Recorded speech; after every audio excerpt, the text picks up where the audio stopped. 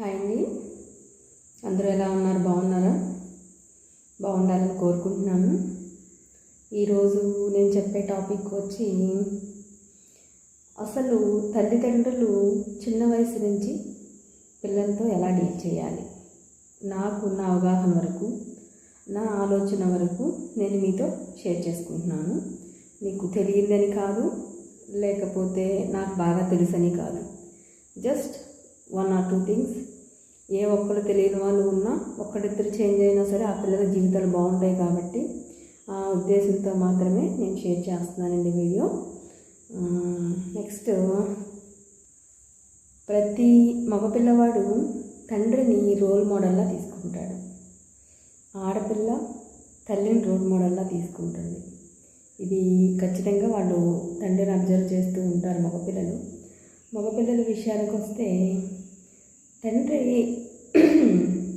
పిల్లలకి సినిమాలకి షికార్లకి అమౌంట్ ఇవ్వటం కాదు, లేకపోతే ఏదన్నా టూర్లకి వెళ్తాము ఇలా ఏం కాకుండా, వాళ్ళకి టైం కుదిరినప్పుడు, అవకాశం కుదిరినప్పుడల్లా చిన్న వయసు నుంచే దగ్గర కూర్చోబెట్టుకుని వాళ్ళ కష్ట సుఖాలు, వాళ్ళ చిన్నప్పుడు మెమరీస్ కానీ, వాళ్ళు ఎలా కష్టపడ్డారు, ఏం చేస్తున్నారు, మోరల్ వాల్యూస్ ఇలాంటివి మగపిల్లోడికి నేర్పించాలి.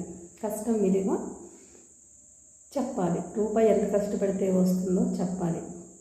వాళ్ళు చిన్నప్పుడు పుట్టి పెరిగిన స్టేజ్ అనేది వీళ్ళకి తెలియనివ్వాలి. నెక్స్ట్, ఫస్ట్ ఆఫ్ ఆల్ ఆడపిల్లకి రెస్పెక్ట్ ఇవ్వడం అనేది మగపిల్లోడికి నేర్పించాలి. ఇంట్లో మనతో గుట్టువులు ఉంటే ఎలా రెస్పెక్ట్ ఇచ్చి వాళ్ళకి మనం సహకరిస్తాము, బయట సొసైటీలో ఉన్న ఆడపిల్లల్ని కూడా స్నేహభావంతో చూడాలి. ఈక్వల్ టు సిస్టర్స్ లాగానే ఉండాలి, ఫ్రెండ్లీనెస్ ఉండాలి అనే ఒక భావన వాళ్ళలో కలిగించేలాగా మనం మాట్లాడాలి. ఇలాంటి కొన్ని ఎథిక్స్, మోరల్ వాల్యూస్ చెప్పటం వల్ల, కష్టం విలువ తెలియటం వల్ల, ఎలా చెప్పాలి అంటే, మీ ఫ్రెండ్స్ ఉండొచ్చు, వాళ్ళలో డబ్బున్న వాళ్ళు ఉండొచ్చు, వాళ్ళ కారులో రావచ్చు, బండి మీద రావచ్చు, లేకపోతే ఎలా అయినా రావచ్చు. బట్ వాళ్ళకి మనకి కంపారిజన్ వద్దు. మన లైఫ్ స్టైల్ ఇది, మనకున్నది ఇది, మనం ఇంతలోనే బతకాలి, మనది ఇదే నాన్న అని వాళ్ళకి చెప్పే విధంగా చెప్తే ష్యూర్గా, ఏదో అంటారు, వేపాకైనా సరే డైలీ తింటే తీయగా అయిపోతుందంట. సో వినగా వినగా రామ అని ఏదో అంటారు, పద్యం ఉంది. అలానే వినగా వినగా వినగా పిల్లలు ఏదో ఒకరోజు సన్మార్గంలో అయితే ఉంటారు. మగపిల్లవాడు అనేవాడు మీద ఒక ఫ్యామిలీ బేస్ అయి ఉంటుంది. ఫ్యూచర్లో తన తల్లిదండ్రులను చూసుకోవాలి, పెళ్లి చేసుకుని వచ్చిన అమ్మాయిని చూసుకోవాలి, పుట్టిన పిల్లల్ని లీడ్ చేసుకోవాలి. ఇంత ఫ్యామిలీ మెయింటైన్ చేసే కెపాసిటీ ఆ అబ్బాయికి రావాలి అంటే, చిన్నప్పటి నుంచి మనం వాళ్ళ కోసం లక్షలు కోట్లు శాలరీస్ రూపంలో సంపాదించి దాచి కూడబెట్టి వాళ్ళకి ఇవ్వటం అనేది మెయిన్ కాదు. ఎంత సంపాదించి వాళ్ళకి ఎథిక్స్ లేకపోతే ఒక ఫ్యామిలీ లీడ్ చేయగల కెపాసిటీ లేనప్పుడు అదంతా మిస్యూజ్ కదా. సో వాళ్ళకి ఫస్ట్ ఒక 1 hour కూర్చుని వాళ్ళకి ఎథిక్స్ అనేవి కుదిరినప్పుడల్లా చెప్తూ ఉంటే, అంటే డైలీ చెప్తే వింటారా? ఇవన్నీ ఒకరోజు చెప్పినా ఇదే మాట, రోజు చెప్పినా ఇదే మాట కదండి అంటారేమో మీరు. ఏం ఉండదండి, అలా ఏం ఉండదు. ఎందుకంటే మనం రోజు అన్నం తింటున్నాం, నెక్స్ట్ టైం వెళ్ళి తినట్లేదా? తింటున్నాం కదా. ఎందుకంటే ఈరోజు తిన్న కూర రేపు తినకపోవచ్చు, వేరే కర్రీతో తినొచ్చు. రోజు ఒకటే కూర అయితే ఎవరికైనా బోర్ కొడుతుంది. డైలీ ఒక్కరోజు ఒక్కొక్క కూర చేసుకుని తింటాం. సో అలానే మనం చెప్పే మాటలు కూడా, మనం చిన్నప్పుడు మనకు పిల్లలు పుట్టారు అంటే ఆల్మోస్ట్ 30-35 yearsలో ఉంటాం. షూర్గా 35 yearsలో మనం ఎన్ని ప్రాబ్లమ్స్ ఫేస్ చేసి ఉంటాం.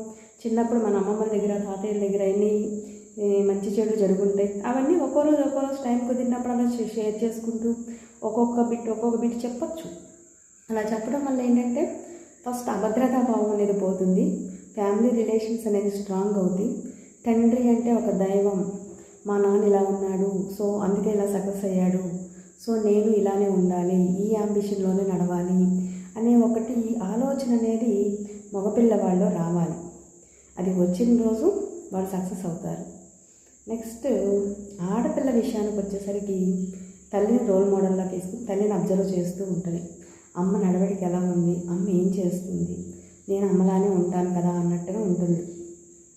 తల్లి ఎలా ఉండాలి అంటే, ఇంట్లో చిన్న చిన్న జాయింట్ ఫ్యామిలీస్ అవ్వచ్చు, లేకపోతే ఎవరి దాటి వాళ్ళు ఉండొచ్చు, ఏదైనా అవ్వచ్చు.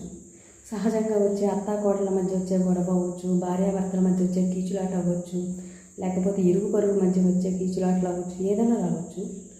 అవనేది పిల్లల దగ్గర టాపిక్ తేకూడదు. ఆడపిల్ల దగ్గర ఎలా ఉన్నా, అదిగో నాన్నకి నాకు గొడవ అయింది, నువ్వు వెళ్ళి మాట్లాడుకు, నేను చెప్పే వరకు నువ్వు మాట్లాడుకు, ఇలాంటి వర్స్టింగ్ లేదు, మీ నాన్న ఇలా చేశాడు, నేను ఆయనతో వస్తున్నాను, ఇలాంటి వర్డ్స్ అనేది యూజ్ చేయకూడదు. ఎందుకంటే తండ్రి స్థానాన్ని తండ్రికి ఎప్పుడు వాల్యుబుల్గానే ఉంచాలి.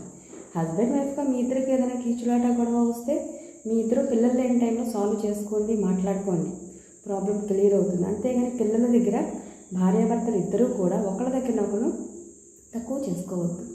దానివల్ల పిల్లల్లో అభద్రతాభావం వస్తుంది, మీరు తక్కువైపోతారు. సో ఆ పని అయితే పెట్టుకోవద్దు. నెక్స్ట్, ఆడపిల్ల దగ్గర తల్లి వేరే వాళ్ళని తక్కువ చేసి మాట్లాడటం కానీ, వేరే వాళ్ళ గురించి కంప్లైంట్స్లా చెప్పడం కానీ, వీళ్ళు మనతో మాట్లాడరు, నువ్వు వాళ్ళతో మాట్లాడుకు, నువ్వు ఇలా ఉండు, నువ్వు ఇలా చేయి, ఇలాంటి పిచ్చి పిచ్చి వర్డ్స్ అనేది అయితే ఆడపిల్లకి తల్లి నేర్పించకూడదు, చెప్పకూడదు. ఆవిడ నేచర్ అదయ్యి ఉండకూడదు. కలుపుగోలుతనం నేర్పించాలి. సహాయం, అమ్మ వంటింట్లో పని చేస్తుంది అంటే అమ్మ చేతంతో నేను అన్నం వండనా, అమ్మ నేను బియ్యం కడిగి పెట్టనా, అమ్మ నేను కూరగాయ కోయినా, అది వయసుతో సంబంధం లేదండి. మన చిన్న 4-5 సంవత్సరాల పిల్లప్పటి నుంచి చిన్న చీపురు ఇచ్చైనా మనం పని అలవాటు చేసుకోవాలి. ఇలా అలవాటు చేస్తూ ఉండటం అంటే ఏంటంటే రేపొద్దున ఆ పిల్ల వేరే ఇంటికి వెళ్ళి అక్కడ నిలబడాలి. అక్కడంతా కొత్త వాళ్ళు, కొత్త వాతావరణం, అంతమందిలో కూడా ఆ పిల్ల సక్సెస్ అవ్వాలి అంటే మనం ఇక్కడ కలవటం, అడ్జస్ట్మెంటు, అందరూ ఒక్కొక్కరి మనస్తత్వం ఎలా ఉంటుంది, ఎలా ఉన్నా మనం ఇలా వెళ్ళిపోవాలి, మనం ఇలా చేసుకోవాలి, నడవిక నేర్పరితనంగా ఉండాలి, ఇలాంటి మాటలే అందరినీ మెప్పించగలగాలి. ఇలాంటి వర్డ్స్ వాళ్ళకి అర్థమయ్యే విధంగా మనం చెప్పుకోవాలి తప్ప యాంటీగా చెప్పి నెగిటివ్ చేస్తే ఆ అమ్మాయి మైండ్లో అదే నెగిటివ్ ఉండిపోతుంది. రేపు మ్యారేజ్ అయి వెళ్ళిన తర్వాత అక్కడ ఎవరితోనూ అడ్జస్ట్ అవ్వలేదు, అత్తగారితో అడ్జస్ట్ అవ్వలేదు, హస్బెండ్తో అడ్జస్ట్ అవ్వలేదు, మార్నింగ్ లేస్తే గొడవలు, తలకాయ నొప్పులు అవుతాయి. సో మన పిల్లల మీద మనకు ప్రేమ ఉంటుంది, వాళ్ళ కోసమే మనం చాలా సంపాదిస్తాం, చాలా చేస్తాం.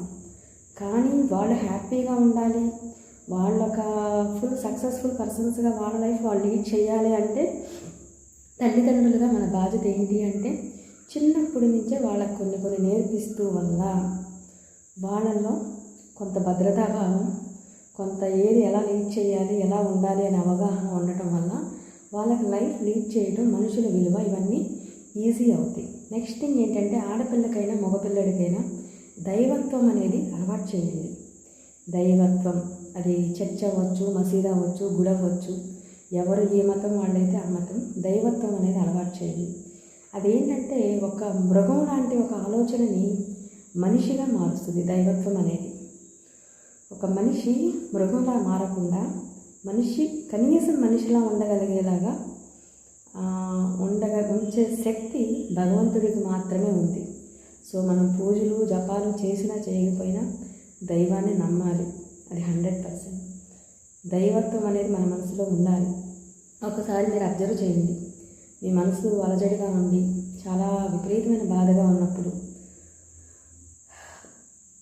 మీ చాలా ఆత్మీయంగా ఉండే వాళ్ళతో ఫోన్ చేసో లేకపోతే ఇంటికి వెళ్ళో లేకపోతే వాళ్ళు వస్తే కూర్చుంటేనో ఒక 10 నిమిషాలు మాట్లాడండి. కొంతవరకు మీ భారం తగ్గిపోతుంది, అది 100% ఒప్పుకుంటా. మిగిలిన సగం ఉంటుంది.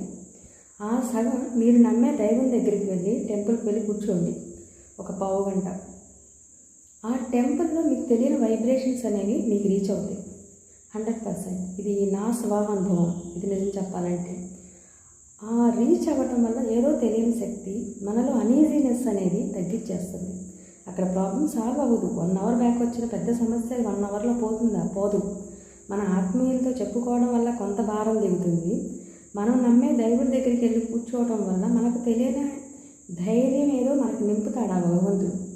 దానివల్ల ఏంటంటే మన మీద మనకి కాన్ఫిడెన్స్ లెవెల్స్, నమ్మకం అని ఏదో వస్తాయి. అది ఆ భగవంతుడికే తెలియాలి. సో దానికోసం భగవంతుడిని నమ్మేలాగా మగపిల్లాడిని కానీ ఆడపిల్లని కానీ దైవత్వం మీద నమ్మకం ఉండేలాగా చిన్నప్పటి నుంచే పెంచగలగాలి. ఇవి కనుక చేయగలిగి పిల్లలు సన్మార్గంలో ఉంటారు. యాజ్ ఎ పేరెంట్స్గా మీరు కూడా వాళ్ళ గురించి, వాళ్ళ ఫ్యూచర్ గురించి బాధపడాల్సిన అవసరం ఉండదు. మనం వాళ్ళకి ఏం ఆస్తులు ఇవ్వక్కర్లా. వాళ్ళుగా బతకగలిగే శక్తి మనం వాళ్ళకి ఇస్తే వాళ్ళు 100% వాళ్ళ లైఫ్ వాళ్ళు లీడ్ చేస్తారు. మీరు కూడా ఏదో అంటారు, చూసే కళ్ళు మంచి అయితే తన పిల్లలు అదృష్టవంతులు అవుతారు, లేకపోతే మన దురదృష్టవంతులు ఉండరు అంటారు. చిన్న చిన్న రెమెడీస్ ఆల్మోస్ట్ అందరికీ తెలిసే ఉంటాయి అనుకుంటున్నాను నేను. బట్ తెలియని వాళ్ళు ఉన్నా, ఏమన్నా 1% పనికొచ్చినా సరే, ఏ ఒక్కళ్ళకి తెలియని వాళ్ళకి నా వర్డ్స్ పనికొచ్చినా తెలుసుకుని పాటించి ఒక్క పిల్లాడు లేకపోతే ఒక పిల్ల ఎవరు తల్లిదండ్రులు ఎవరికి చెప్పుకుని ఏ ఒక్కరి జీవితం బాగుపడినా నాకు ఆనందమే కదా. సో దానికోసం మాత్రమే నేను వీడియో చేస్తున్నానండి. Thank you.